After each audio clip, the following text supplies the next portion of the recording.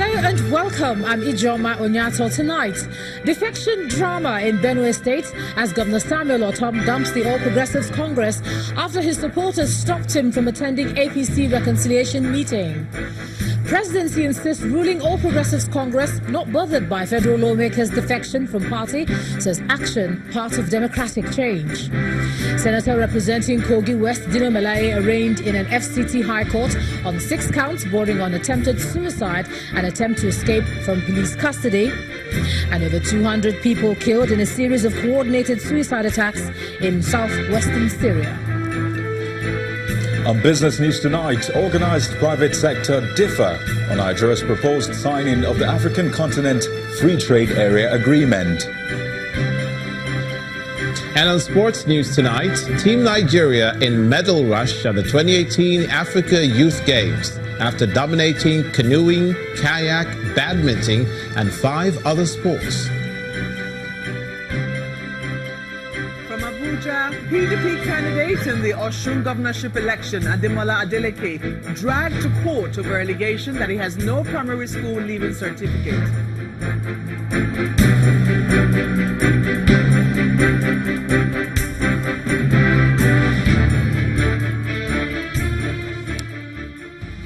We begin tonight from Benue State, where the state governor, Samuel Ortom, formally announced his defection from the APC to the main opposition, PDP, today.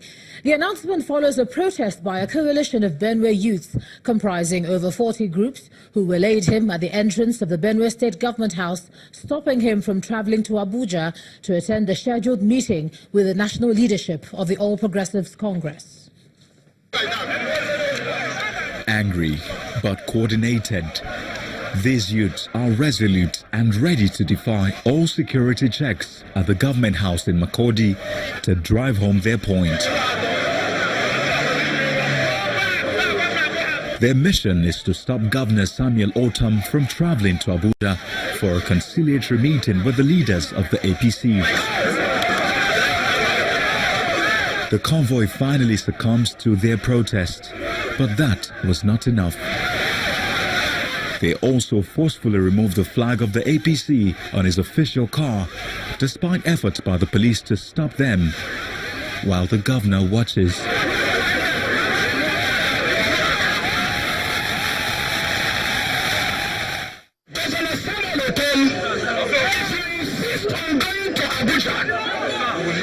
Security tear gas us. I will leave this place scattered. And you go to Abuja.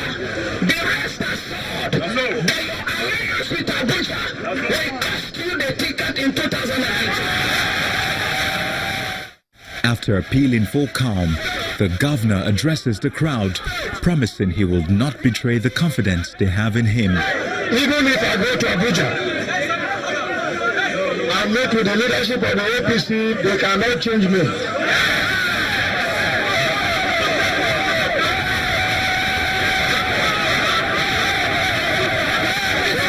want to appeal to you to allow me to go to Abuja, but they are saying. Back in the government house, Governor Ortom goes into a meeting with elected local government chairmen and councillors, where he officially announces his defection to the People's Democratic Party. With your support, and because you have given me a blank check to also nominate a party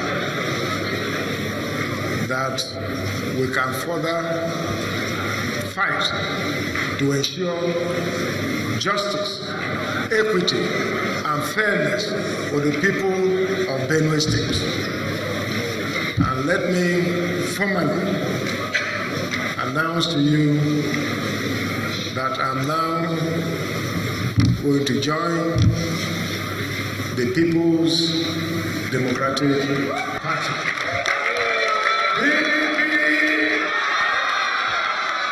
Governor Ortom's defection appears to be the climax of all political decisions in the last 3 weeks in Benue State, after the sacking of over 80% of his cabinet members believed to be loyal to Senator George Akume, and the impeachment of the former Speaker, Mr. Terkimbe Ikange, by 22 out of the 30 members of the State Assembly.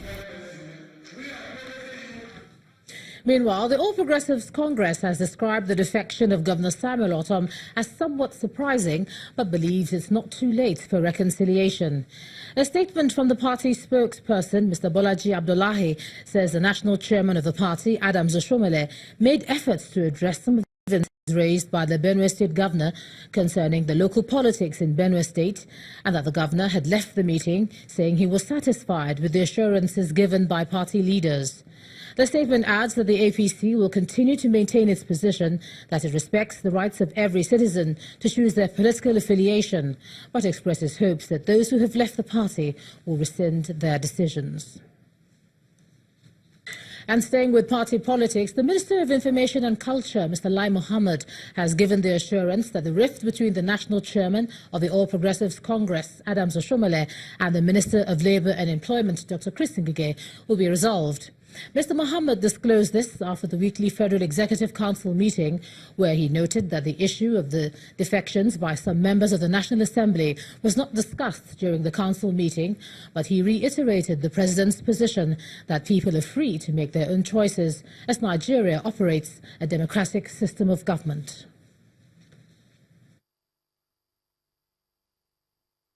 The first tranche of a question, the answer is no. It was not discussed at the President Council meeting. To answer the second part of your question, I think the President has already given a position which we endorse, which is that it is a democracy. People are free to make choices, and that most of the choices that have been made have been occasioned by local, issues. As you all know, all politics is local. Nobody has come out with any specific grievance against Mr. President or even against the government. But everybody is nursing his own political ambition, and in some areas where probably, zoning has been adopted before and it does not favor a particular candidate, he has an issue. Or other. So really, as far as we're concerned, it's part of a democratic change, and we move on. But I can assure you that the last has not been heard about this. What can I assure you that if there's any problem between the party chairman and any of our ministers, it will be resolved. Now, the intrigues of Nigeria's democracy appears to have reached an interesting point, and no one really knows what to expect. New alliances, defections, impeachments have become the order of the day, setting up an interesting plot ahead of the 2019 elections. In this report, our correspondent Orelu Ashonibare examines the moves and actions being made by politicians ahead of the elections in 2019. The game of chess is one that requires the players to outdo each other through their moves until the ultimate prize is won. Action Congress from this field. Is it not true? Politics is often compared to chess because it's the game played with calculated intentions. The goings-on in the Nigerian political arena is one clear example of this. It's filled with action, drama, and suspense. From the controversy that trailed the Congress and convention of the All Progressive Congress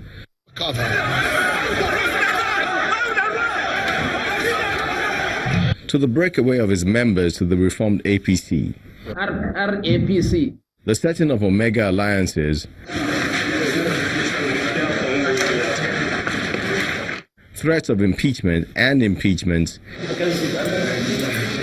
and then to defections from all quarters. The House of Representatives, sponsored by the All Progressive Congress, APC, wish to notify you of the change of our political party from APC to the People's Democratic Party. Suffice it to say that it is indeed interesting times for the nation's democracy. Everyone involved is vying for relevance and power. Two components that make politics what it is. Exciting.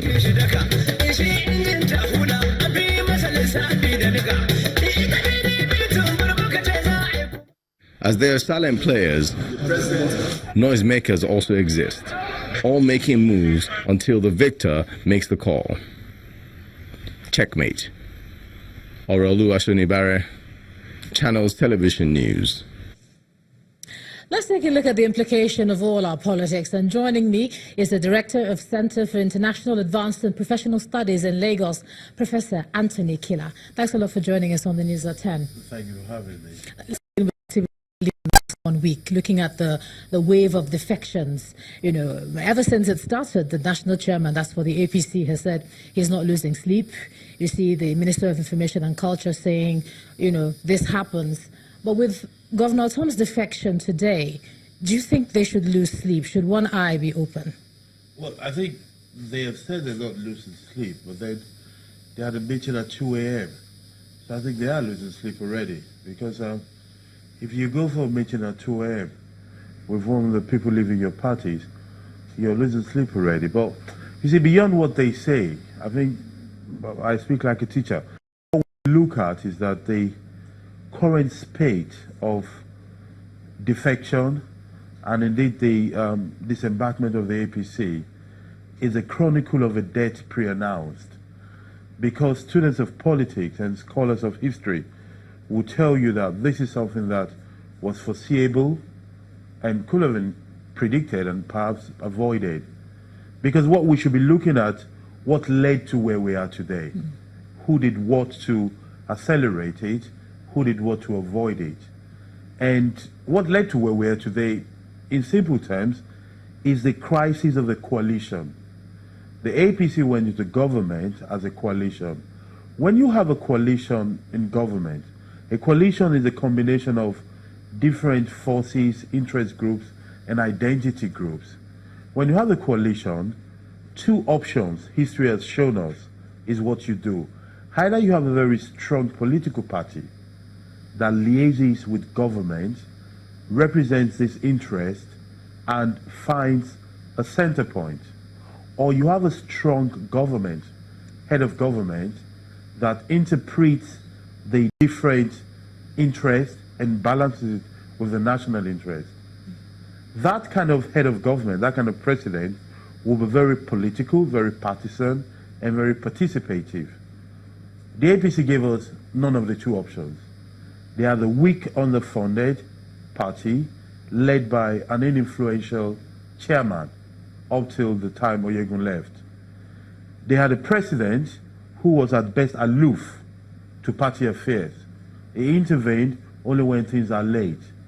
So when people are disgruntled, when people feel marginalized, and a part tends to surpass the other part, it is only physiological at some point that people will leave the party. Couple it with the dwindling fortune and popularity of government. But a lot of people are saying this is like deja vu. I mean, 4 years ago, the tables were turned, we were here again. You talked about the coalition having its own crisis. Yes, but even if you look at the opposition, it's not as though there isn't any crisis there as well. So if this was a political gym, which of the parties or which of the coalitions would you say is in better shape for the electoral exercise that we face next year? It is very difficult to say who's in better shape, because in reality, the opposition is getting itself together.